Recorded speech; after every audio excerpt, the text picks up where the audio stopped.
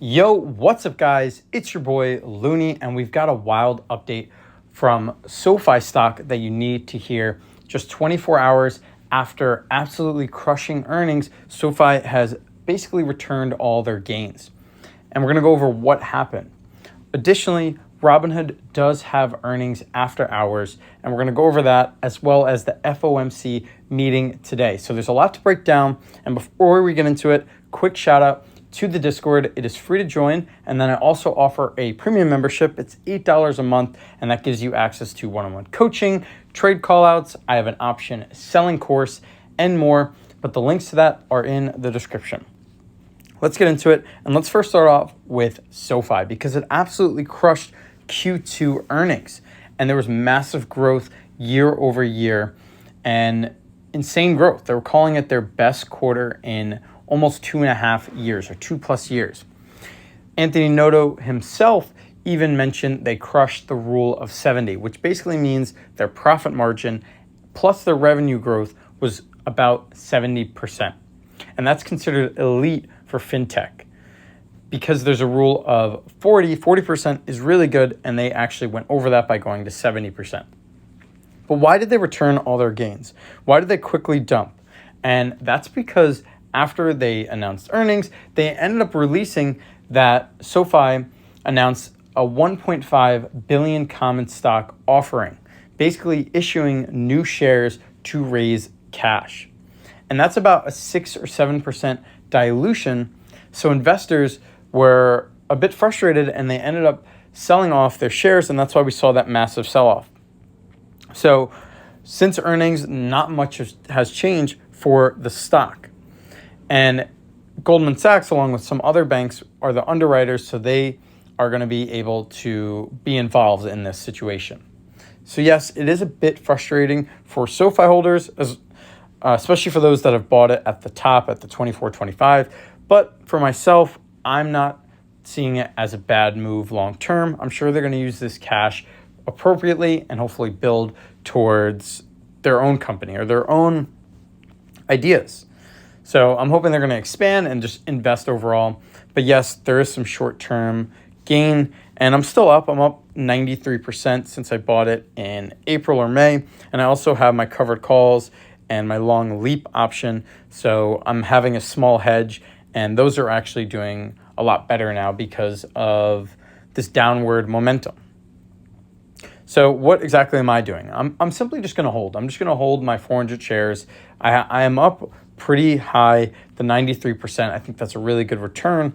And I'm going to end up rolling my covered calls as they get close to expiration and let my shares appreciate even more. So yes, this is going to see some short-term volatility. I'm not going to be trading. I'm not going to be buying. I'm not going to be selling. I'm simply going to be holding and just managing what I have. Now, just a quick update on the FOMC meeting today. And we could actually look it up here, I believe, in the prediction market. We can either search for it, or you might just have to go to the bottom on Robinhood. So let's just do that. Let's go down to prediction markets, and we can look at Fed decision.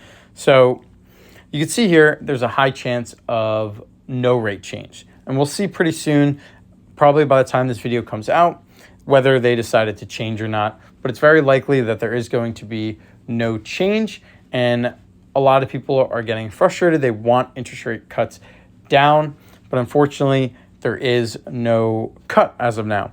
And a few big companies are saying that there won't be no cuts this year. Some are saying 1 or 2 cuts this year. I personally am believing there should be at least 1. A lot of people are pricing in September, but that doesn't really change my strategy. I'm really trying to be reactive to how the market performs and just its overall announcement. And we could see here, my count actually just jumped up. So who knows if they just announced it and they cut it or not, but they're pricing in a no cut. Now, lastly is Robinhood. Robinhood itself is going to report earnings today. We could see here it jumped up with just simply people being aware of the earnings call.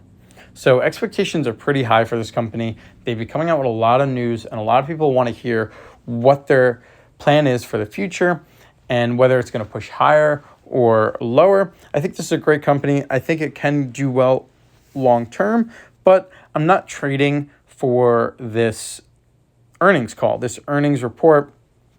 And that's because it's too risky. Because even if they beat earnings, there's a chance that the stock drops, and that's because of guidance. They might miss guidance, and additionally, they might get bad earnings and actually go up. We've seen that with Tesla a few times, delivering bad earnings but still going up. So this is a very volatile stock, and that's why I'm not trading it.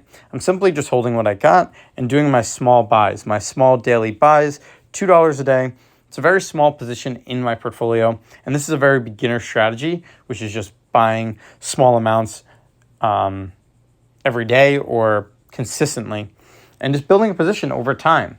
Now, I think the entire market seems to be overvalued right now, and that's why I'm not going all in on Hood or other stocks. I'm doing very small purchases, and I do like Hood. I think it's a great company, but I don't think right now is a time to go all in, or at least for myself, that is not my strategy. So that's mainly the takeaway. This is a quick video. We could see that SoFi crushed earnings and still actually didn't perform that well because of that bombshell of the share offering. So while this stings short term with SoFi, in the long term, I'm actually very excited to see what they end up doing with these profits or this cash. So that's why I'm just holding and just simply managing my positions and maybe looking for more entries. We'll see. But if I do, it won't be a big position. And then we also have Robinhood. We'll see how earnings go. I'm also excited to see how that goes. And then the FOMC meeting. And they're actually had pretty good reports of just beating overall growth. But I don't think they will have any sort of interest rate cut. So we'll see. And if you enjoyed this, please smash that like button if you found this helpful. And don't forget to check out the free Discord, or if you want to go premium and if you want access to my real-time trades and the coaching, you could check out the link in the description. Until next time, peace.